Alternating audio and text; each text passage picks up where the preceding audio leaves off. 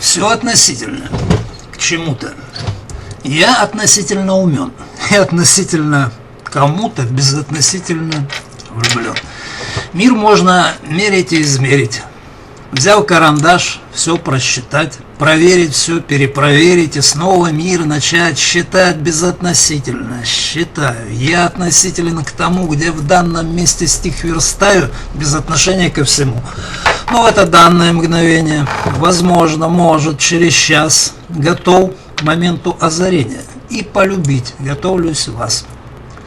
Я просчитал все отношения, все относительно в любви. И ритм в груди, и сердцебиение, и ток любви в моей крови. Здесь не живут воспоминания, здесь все уходят в никуда. И я целую в миг прощания, мы расстаемся навсегда.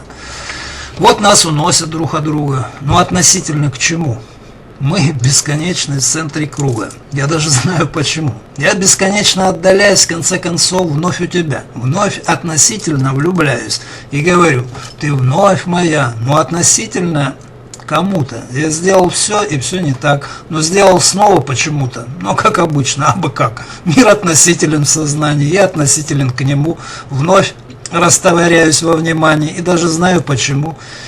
Все отношения в отношении, и относительно тебя могу сказать я в откровении. Да, я люблю всегда тебя, безотносительно, бесспорно. Моя любовь к тебе одной всегда легка, всегда задорна, всегда наполнена весной, безотносительно к чему-то. Я без ума тебя люблю, и я считаю, это круто, когда я это говорю.